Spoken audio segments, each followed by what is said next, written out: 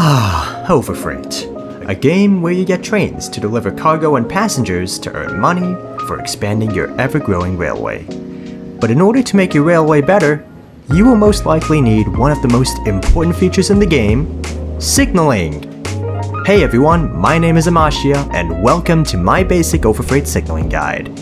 In this video, I will be explaining the basics and essentials that you need to know about signaling in Overfreight. Later on, you will also see me going over some common signaling mistakes, so stick around for those so you don't make any of them. Alright, enough talking, let's get right into it. Before we start going over everything, you might be wondering, what does signaling do? In Overfreight, signaling basically tells your trains which way to go. It's extremely useful, and it can let you fit lots of trains on your railway if it's all done properly. So if you're going to want to handle larger amounts of traffic, you'll definitely need signaling sooner or later. First, let's learn what each signaling setting does. There are two different settings. The blank setting, without arrows, lets trains go both ways on a track, but only one at a time. This is good for some basic industry layouts or for short single-track sections with trains going both directions. The other is the one-way setting, with arrows. Your trains will follow the direction of the arrows on that track, and you can fit many of them at once. This signaling setting is great if you want to run lots of trains and handle large amounts of traffic. It's super helpful. You can also choose which direction you want each track to be with this setting. Don't use the one-way setting if you want a single-track section going both ways. Otherwise, things might get a bit awkward. Alright, now that we know what each setting does, it's time to use them. First, we're going to try out two types of single-tracked sections. We're first going to open build mode, and you can select any type of rail you want. You might not have all of them unlocked, but that's okay. In this case, we're going to use the generic rails. We're going to have two sections of double track connected by a single tracked section. We'll start by making the double tracked sections.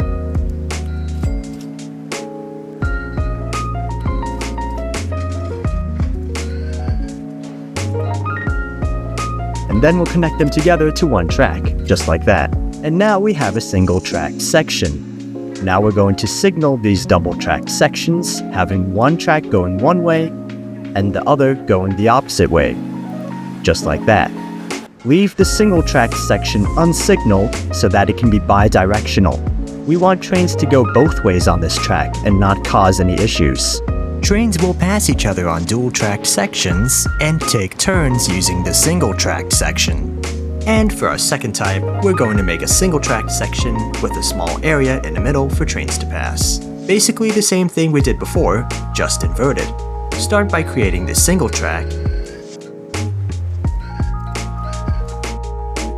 then construct another track right next to it, somewhere in between the line. Keep it somewhat short. If you want to make your new track parallel with another one, you can drag it alongside that track. Make sure that you have snapping enabled. Feel free to make multiple of these tiny sections if you need them. For now, we're just going to use one. Trains will still wait on double-tracked sections and still go one at a time on single tracks. However, this option is better if you're looking to save money, so it can be helpful if you're just getting started. Don't forget to signal your double track. You could also technically make one singular track, but you can only have one train on it. Any more than that, and you might run into issues. Now, it's time to learn how to signal double track. First, you need to choose which side you want your trains to drive on. The right side or the left side. Make sure to stick with whatever option you choose. Start by making two tracks right next to each other. If you want to make seamless parallel tracks, press the plus sign on the Parallel Tracks tool. Place down the double track however you want, and then signal both sides. For this setup, have one track going one way and the other going the opposite way. With this type of signaling, your trains can easily travel in both directions, and you'll be able to run a lot more compared to single-track layouts. Another way you can use double track is by having them both signaled in the same direction. This is good if your track is going one way only, but you need an extra lane. That track could also lead to a different place if needed. Speaking of which, let's explain how one-way tracks work with signaling. Construct a single track and have it merge with another. It can be another small line or a bigger main line. Signal your new track in the same direction as the adjacent lane that it merges with. Trains will follow the arrows wherever you need them to go. Here, you can see a train merging onto this main line, but you can have your one-way tracks go wherever they want. Just make sure they actually lead to somewhere. And finally, for the last section of this guide, let's go over some basic industry signaling. For this industry, I'll have a few different switches so we can let our trains use any of these 3 platforms. Here, I'm making a crossover switch that will let trains exit and enter all platforms from both directions, while also letting them use the double track I made as well. Leave any nearby switches blank that lead up to the industry. You could signal your crossovers and switches near industries, but I highly don't recommend doing this, as trains will have a much harder time choosing their platforms and might even get in the way. So let's keep that blank. As your trains arrive, they will choose available platforms to load and unload. Once they are ready to leave, they will change directions if needed and use the switches to cross onto whichever track they can use to go back the other way. Don't try to signal any tracks near the platforms either.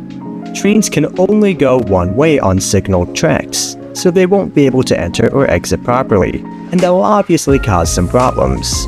Finally, if you are using single track, you can have switches that split from it to the rest of the platforms. Make sure that they are not signaled. And that concludes this basic signaling guide. If anyone is still confused about anything I mentioned in this video or needs extra help, let me know in the comments and I'll try my best to respond whenever I can. In the near future, I plan on making an advanced signaling guide that goes further into detail, explains a few more concepts, and how you can use signaling to its fullest potential. This has been my first ever Overfreight video, and I plan on making more in the future. So if you like what you saw and want to see more of these, hit that like button and consider subscribing so you won't miss out on future content.